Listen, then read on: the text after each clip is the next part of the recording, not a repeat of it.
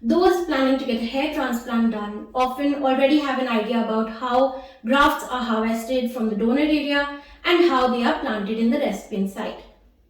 However, when asked about the slit making process, which forms the framework of the entire procedure, they end up having a limited knowledge as they believe that it is the shortest process in the entire procedure.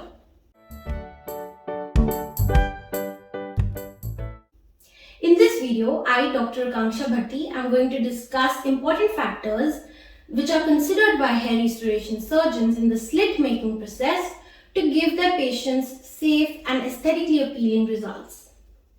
When hair transplant was a relatively new surgery, circular holes called slots were made in the recipient area for the placement of cylindrical grafts. During that era, cobblestoning did not concern patients. After a few years, surgeons started using needles and blades for recipient site preparation.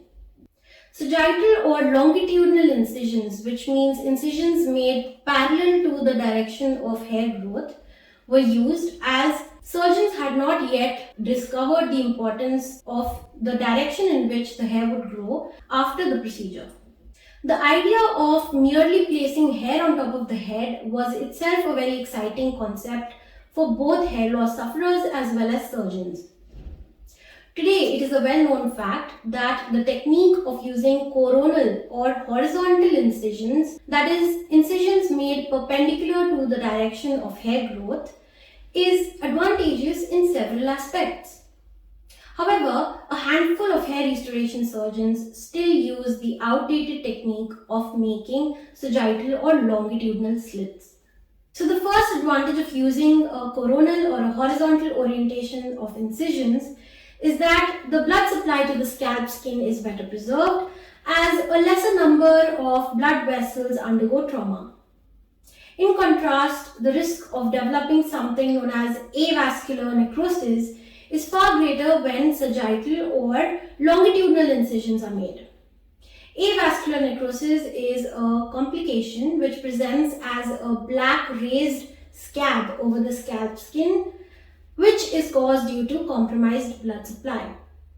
Diabetics and heavy smokers are at a greater risk of developing this condition. Other factors which could lead to this condition include making slits at a very high density, which is usually above 40 follicular units per centimeter square, making very deep slits, or improper spacing between adjacent slits, which means making too many slits in a very small area.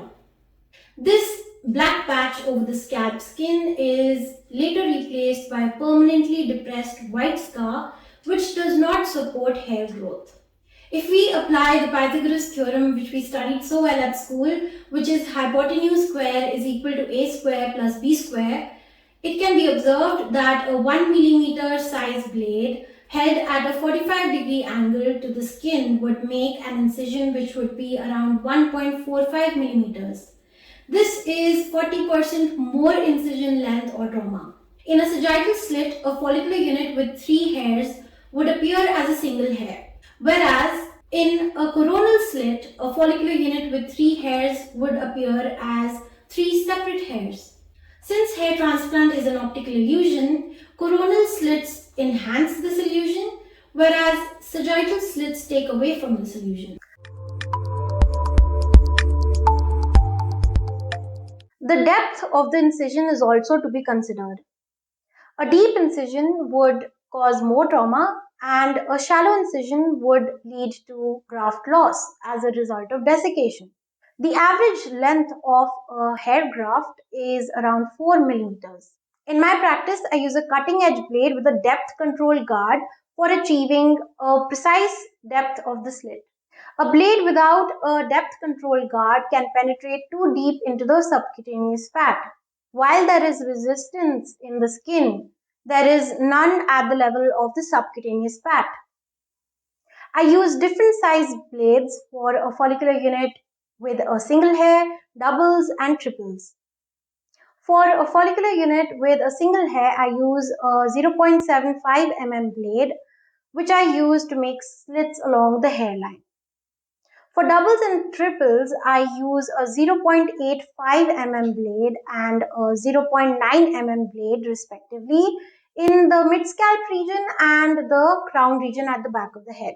Slits in the temporal areas are made with the help of an 18 gauge needle, as the slits in these areas need to be extremely acute, that is around 10 degrees, as the direction of hair growth is downwards. Slits made with a needle have an operculum or a flap, which when pressed down against the graft make the angle more acute, leading to a better coverage. I hope you found this video informative. Please like this video if you think this video was helpful to you, and also subscribe to my YouTube channel if you are a hair loss sufferer who would like to gain insights into the field of hair restoration. Feel free to ask any questions in the comment section below. Thank you for watching.